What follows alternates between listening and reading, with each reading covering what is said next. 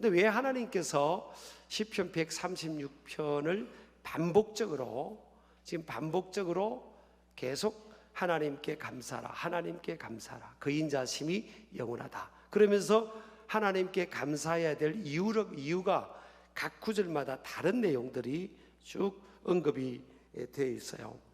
이것이 우리에게 주시는 메시지가 뭘까? 왜 하나님께서 명령형으로 이렇게 26번 반복해서 이 감사를 강조하고 있을까? 이것은 감사는 첫 번째로 하나님의 백성의 당위적 의무다라는 겁니다. 그래서 하나님께서 감사를 좋아하세요. 우리가 아들, 딸을 키울 때나 손자, 손녀를 바라볼 때 그들이 기뻐하고 감사하고 노래하면 좋잖아요. 저도 어저께 이제 저녁에 손자, 손녀들이 3명이 와서 집에서 막 자기들끼리 막 노래를 하더라고요. 춤을 추며. 그 광경을 보는데 너무 좋더라고요. 저도 들어가서 기타를 치는 척 하면서 춤을 췄어요. 그러니까 하나님께서 저와 여러분을 보실 때도, 하나님의 자녀들을 보실 때도 우리가 기뻐하고 춤을 추는 것처럼 감사하는 것을 얼마나 하나님께서 기뻐하실까. 근데 인간에게 있어서는 연약함이 있잖아요. 그 연약함 중에서 오늘 말씀과 비교해보면, 대비해보면 연약함이 어떤 연약함이 있겠어요? 왜 하나님께서 계속 반복해서 감사라고 하셨을까? 그래서 인간의 망각성입니다. 망각. 인간은 잘 잊어버리는 거예요. 우리가 부모가 자녀들에게 귀에 못이 박히도록 뭐 그런 말이 있잖아요. 사람이 은혜는 돌에 새겨야 되거든요, 사실은. 그래서 평생 잊어버리면 안 되죠. 은혜를 알아야 되잖아요. 근데 사람들은 은혜는 금방 잊어버립니다. 오히려 원수는 물에 새겨야 되는데 돌에 새겨서 평생 자기에게 피해를 입힌 사람에게는 꽁 하면서 살아가는 사람들이 많거든요. 그게 지혜롭지 못한 거잖아요. 그래서 하나님께서 인간의 연약함을 알기 때문에 계속 강조하는 겁니다. 여호와께 감사하라, 하나님께 감사하라, 이러니까 감사해라, 이렇게 해주시니까 감사하라. 잊어버리지 않도록 계속 명령형으로. 그래서 이 감사는 선택사항이 아닙니다. 명령이기 때문에 당위적으로 하나님의 자녀들은 감사를 해야 된다. 제가 존경하는 목사님들이 여럿이 계신데요. 그 중에 이제 제가 전임 목회자, 우리 신길교에 오기 전에 목회했던 거기에 후임으로 오신 목사님이에요. 거기도 신길교회도 우리 서산교회도 우리 교단 빅4 교회잖아요. 삼천교회 중에 4번째 안에 들어가는 아주 은혜로운 교회 아닙니까? 근데 거기에 이제 후임 목사님 오셨는데, 이 목사님 보면 참 제가 도전받는 게 있어요. 이분은 제가 운동은 좀 더 잘하는 것 같아요. 제가 운동도 좀 더 잘하는 것 같고, 근데 이분은 참 존경스러운 게 뭔가 하면 계단을 올라갈 때도 항상 감사합니다, 감사합니다, 감사합니다. 항상 걸을 때마다 감사합니다. 너무 지나칠 정도인 거예요. 감사합니다. 대화가 안 돼. 감사합니다. 좀 내가 불평하려고 해도 감사합니다. 감사합니다. 그래 버리니까, 그러니까 이게 전염이 되더라고요. 어느 날 저도 감사합니다, 감사합니다 그러고 있는 거예요. 그분이 감정이 뭔가 하면 그냥 우리가 감정이 감사 못할 때도 있잖아요. 그분도 그 자녀가 막 아팠던, 얼마 전에 아팠던, 지금은 다 치료가 됐지만 그런 아픔도 있고, 뭐 목회자 가정에도 그런 게 없는 게 어디 있겠어요. 사도 바울 같은 경우도요, 다른 사람 기도해주면 병은 덜썩덜썩 낫는데 자기는 평생 병 안고 살아갔잖아요. 그러니까 참 인생이라는 게 이게 수수께끼 같은 거예요, 사실은. 근데 감정이 따라오지 못할 때도 있거든요, 감사의 상황을. 근데 이 의지가 사실은 기차로 치면 기관차인 거예요. 감정은 객차라고 볼 수 있어요, 객차. 그러니까 의지적으로 그럴 수도 있고 그렇지 않을 수도 있는 상황에서 항상 감사를 먼저 하는 거예요. 감사의 고백을 하고 감사를 선택하면 이 감정이 객차가 따라오면서 또 감정도 감사의 마음으로 바뀌게 된다는 거죠. 그래서 삼천 도전이 됩니다. 그래서 그분이 이렇게 보면 목회도 잘하시고 항상 좋은 일이 많대요. 맞죠? 맞죠? 저와 여러분도 항상 감사하기를 주의 이름으로 축복합니다. 두 번째, 감사는요, 신앙과 구원의 최고의 증거이다라는 겁니다. 구약의 성경에 보면요, 예배를 낙헌제, 제사를 낙헌제라는 제사가 있어요. 예배가 있는데 이 낙헌제는 그럼에도 불구하고 제사입니다. 그럼에도 불구하고 제사, 예배. 구약은 이제 예배를 제사라고 표현했잖아요. 그리 아니하실지라도, 영어로 하면 nevertheless입니다. nevertheless. 내가 원하는 상황이 아님에도 불구하고 감사는. 그래서 어떻게 보면 이 낙헌제의 감사는 신약 시대로 보면 범사에 감사하는 거죠. 따라합시다. 범사에 감사. 영어로 whatever the circumstances. 범사에 be content. 감사하고 만족하는. 이게 가장 성숙한 거죠. 감사 지수가 사실은 그 사람의 신앙의 성숙 지수거든요. 예수님께서 10명의 나병 환자를 고쳐주셨잖아요. 근데 돌아와서 누가복음 17장에 예수님께 감사를 엎드려 표한 사람은 딱 한 사람밖에 없었던 거예요. 그래서 우리 예수님께서 누가복음 17장에 보니까 9명은 어디 갔느냐? 9명도 고침을 받았지 않느냐? 9명은 어디 갔느냐? 그랬더니 돌아오면 각자 이제 가고 너만 왔구나. 그러면서 이 돌아와서 감사를 표한 이 사람은 사실은 아웃사이더입니다. 아웃사이더. 인사가 아니에요. 아웃사이더 인생이라고요. 왜? 사마리아 사람 아닙니까? 그 당시에 사마리아 사람들은 유대인들이나 이 정통 이스라엘 사람들 입장에서는 사람 취급을 안 했어요. 아이고, 저 사람들하고 상대하지 마. 그런 위치에 있던 사람들이에요. 혈통도 섞이고 또 지역도 변두리 인생이었거든요. 그런데 우리 예수님은 그에게 뭐라고 했는가 하면, 감사는 그에게 너의 믿음이 너를 구원했다. 누가복음 17장 19절에 보면 감사가 뭐라는 거죠? 믿음이라는 거예요. 그러니까 믿음 있는 사람만이 하나님 앞에 감사할 수 있다는 거예요. 그래서 여러분, 믿음 지수의 평가는 뭐냐? 신앙이 좋다. 저 사람 신앙이 좋다. 저 사람 참 믿음이 좋은 것 같아. 이걸 뭐로 우리가 평가할 수 있는 거예요? 뭐가 바로미터가 되어야 되는 거예요? 감사 지수라는 겁니다. 감사의 수준이, 감사의 지수의 높이가 그 사람의 믿음의 높이라는 거예요. 결국 감사하는 이 믿음은 뭐예요? 그게 믿음을 증명하고 증가하는 최고의 증거다. 그것이 어디까지 연결되는 거예요? 그 믿음이, 감사하는 믿음이 그 사람의 구원, 영원한 생명, 영원까지 이어지고 영원한 생명이 그에게 주어지는 근거가 되고 그렇다는 거죠. 그래서 여러분, 우리 청년들, 결혼 안 한 청년들에게 제가 부탁합니다. 결혼 잘해야 되니까 여러분, 얼굴 보지 마세요. 내 아멘 안 할 줄 알아서 청년들이 뭐 얼굴도 보려면 보세요. 근데 여러분, 진짜 중요한 것은요, 긍정적인 사람이에요. 감사할 수 있는 사람. 여러분 주위에 감사하는 긍정지수, 감사지수가 높은 사람은 확 잡아야 됩니다. 왜냐?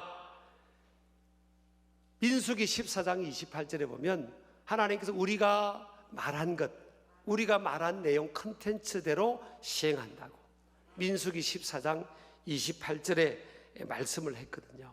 그럼 우리 인생은 어떻게 우리 미래를 알 수 있을까? 지금 내가 말하는, 표현하는 내용이에요. 이게 우리 인생의 미래의 실제가 되는 거거든요. 그러니까 지금 내가 감사를 표현하고 고백하면 내일의 어떤 시점에 in his proper time, 주님의 가장 적당한 때에 그런 감사의 열매가 실제적으로 증거로 나타나는 거죠. 그럼 우리 인생의 미래는 우리가 다 볼 수 없어도 알 수 있는 겁니다.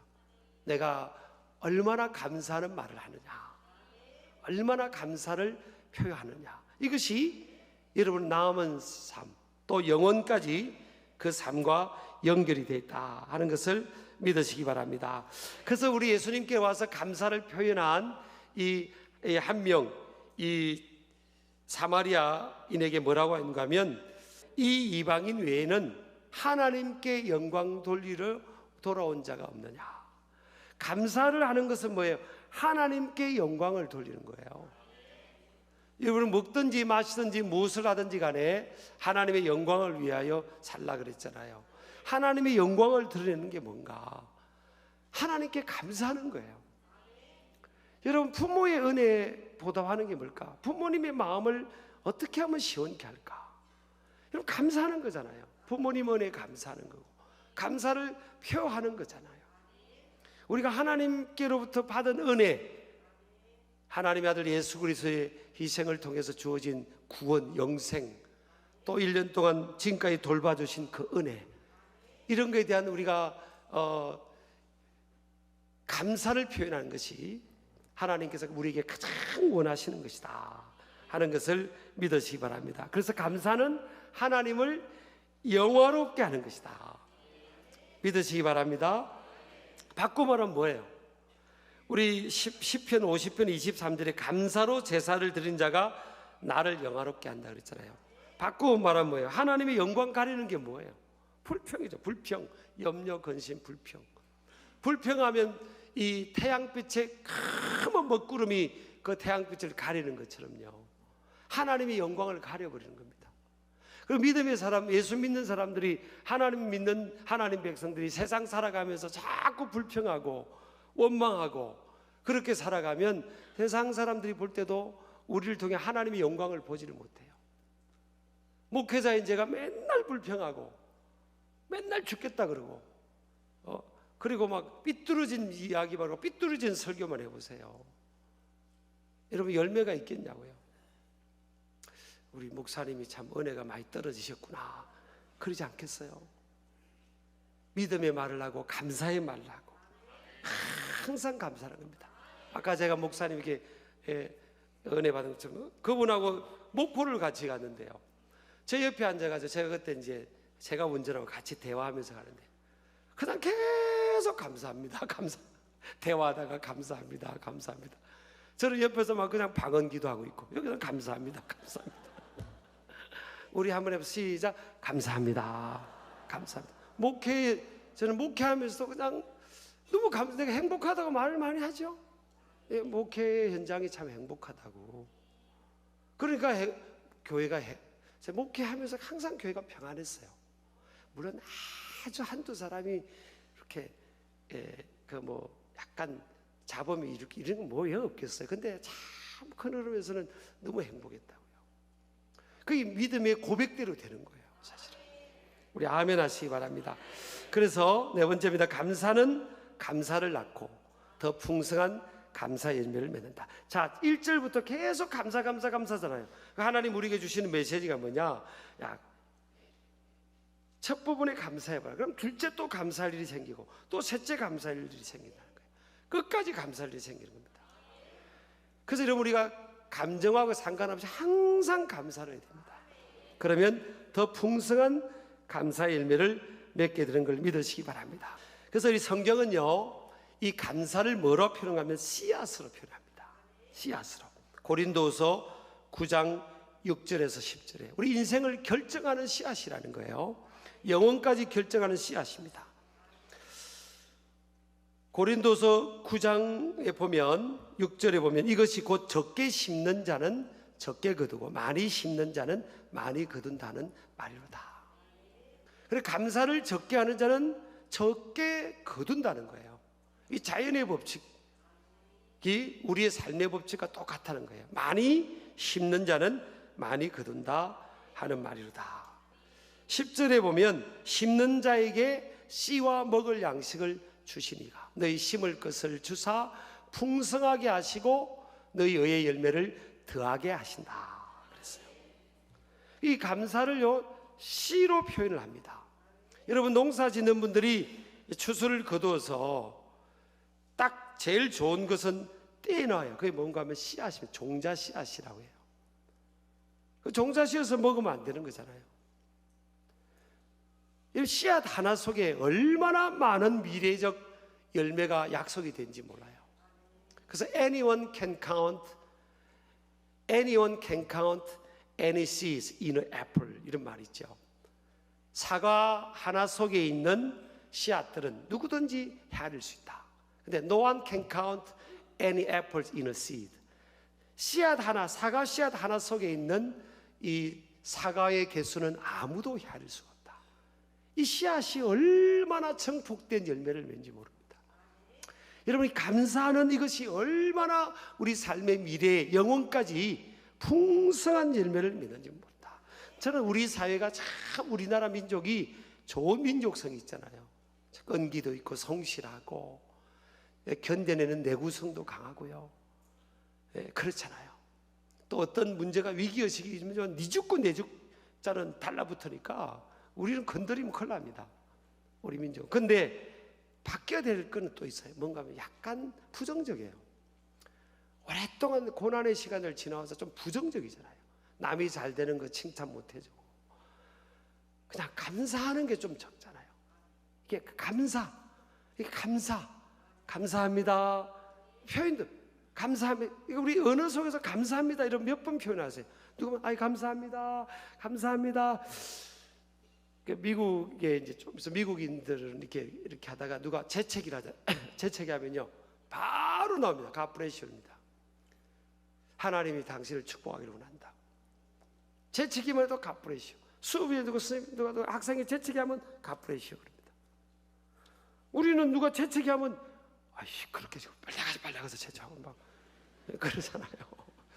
이게 그래서 여러분 감사해요. 감사. 그래서 축복하고 감사하기를 바랍니다. 자, 이게 그리고 감사가 뭐라고요? 씨앗입니다. 꼭 잊어버리시면 안 됩니다. 따라서 감사는 씨앗이다. 내가 오늘 이런 삶 속에 감사를 많이 하면 내일이라는 삶 속에 더 큰 감사의 열매를 맺는 거예요. 그래서 잘 되는 사람들 보면 굉장히 긍정적이고 감사가 많잖아요. 그 감사는 내용대로 되는 거예요. 믿으시기 바랍니다. 그 다음에 5번째입니다. 감사의 이유는 헤아릴 수 없다. 1절에서 26절까지 계속 감사의 내용들을 지금 또 다른 내용들을 계속 언급하고 있어요. 그것을 우리에게 주시는 그 뭐냐? 우리의 삶을 돌아보면 감사할 일들이 참 많다는 거예요.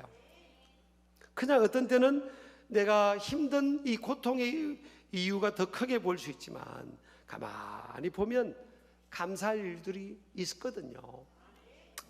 저도 이제 인생 살아가면서 목회자라고 힘들지 않을 때가 어디 있겠어요.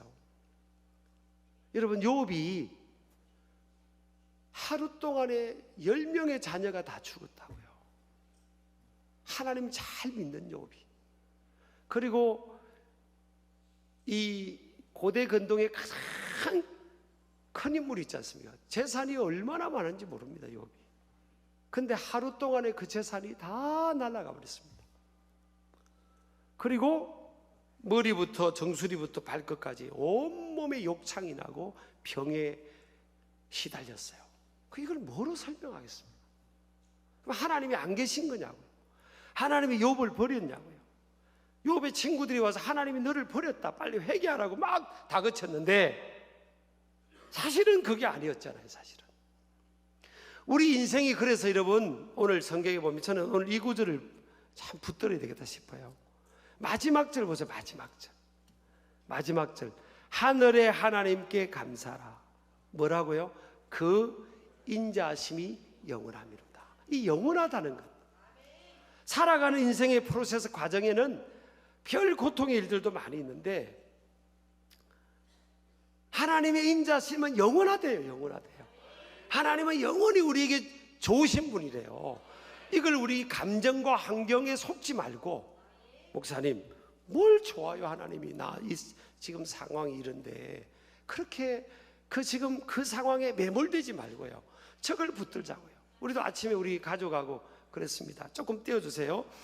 하나님의 인자심이 영원하다는 거예요. 이걸 붙들자는 거예요.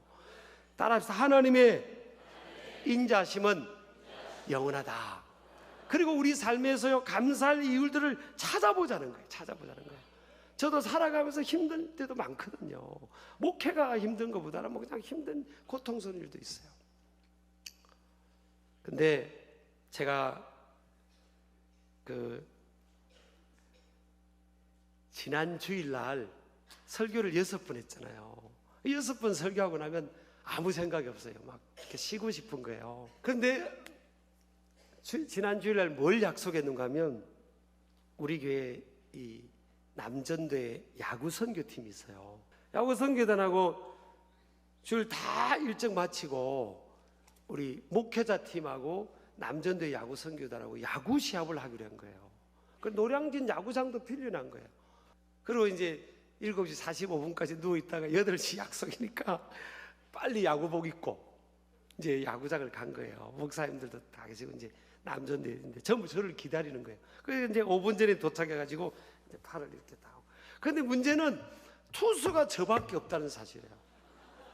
아무도 해본 사람이 없는. 그래서 시합이 안 되니까 공을 잘 못 받아요, 우리 목사님들이. 그래서 이제 용병을 3명을 데려온 거예요. 저기 우리 지방의 목사님, 저한테 후배인데 야구를 이제 이제 요즘 야구를 4인 야구팀에 가서 하는 그 일루 보는 목사님, 공을 받아줘야 되니까 그분 하고.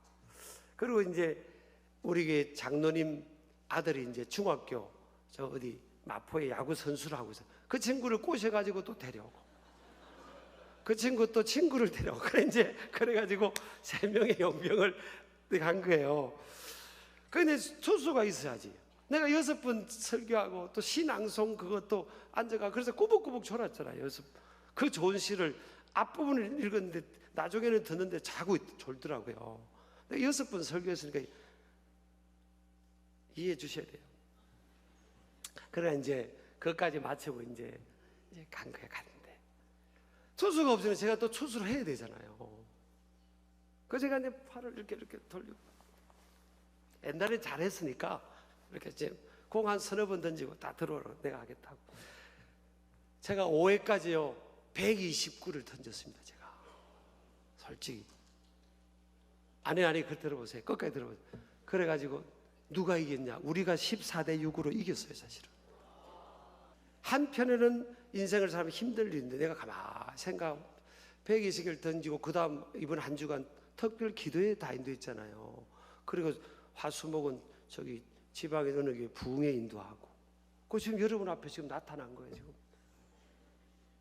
제가 이게 무슨 자랑이 아니라 너무 연약함이 있고 힘든 일도 있는데 살아가면서 제가 가만히 돌아보면 야 감사하다. 그 야구 이기면 뭐예요? 우리가 이겼어요. 근데 제가 상금을 가져간다 했어요. 그래서 1등 30만 원, 2등 지금 당회장 배 때는 좀 상금이 더 높은데 이거는 이제 일반 태니까 1등 30만 원, 2등 20만 원, 3등 10만 원인데 제가 우리한테 진 팀에게 1등을 줬어요. 30만 원 주고 1등 줬어요. 저 팀 우리한테 졌다고 사실은. 근데 제가 너무 감사한 거예요. 어깨가 이상이 없잖아요. 이 나이에 아니 너무 힘든 일이 있는데 또 이게 감사할 걸 찾아보는, 야 하나님이 건강을 주셨구나. 야 감사하다. 그래서 오늘 마지막 절 보세요. 하늘의 하나님께, 첫 절 보세요. 여호와께. 1절과 마지막 절은요 감사의 내용이 없어요. 하나님께 왜 감사해야 된다는 내용이 없어요. 그냥 여호와께. 마지막 절은 하늘의 하나님께. 그냥 하나님께 하자고, 하늘에 땅에서만 역사하시는 분이 아니라는 거예요. 하나님 나라의 영원한 하나님 나라의 하나님이라는 거예요. 그래서 뭘 우리가 관심을 가지느냐? 영원한 하나님 나라의 가치를 두고 살아라. 결국 인생은 짧지가 않아요. 인생은 짧다고 그러죠? 인생은 짧지 않습니다. 우리 이 존재가 영원하다는 거예요. 결국 영원까지를 가봐야 되는 거예요. 딱 표표적이고 단편적인 이 시점만 보면 안 되는 거예요. 그럼 답이 이유가 없어요. 왜 내 삶 속에 이런 고난이 왔냐? 이유가 없어요. 근데 영원까지, 영원한 하나님 나라 영원까지 보라는 거예요. 그래서 그 하늘의 하나님께서 우리에게 이 땅에 하나님 아들을 보내주셨고 연약한 우리를 돌봐주신 것처럼 늘 항상 하나님 나라를 보면서 겸손하게, 그리고 짧게만 보지 마라. 영혼을 보라. 결국은 영은 하나님 보좌 앞에 섰을 때 우리 인생이 평가되는 거거든요. 거기까지를 보며 감사하면서 살아라 하는 우리를 향한 메시지인 줄을 믿으시기 바랍니다. 저와 여러분이 따라합시다. 모든 것이 하나님의 은혜입니다. 은혜를 노래하기를 주의 이름으로 축복합니다.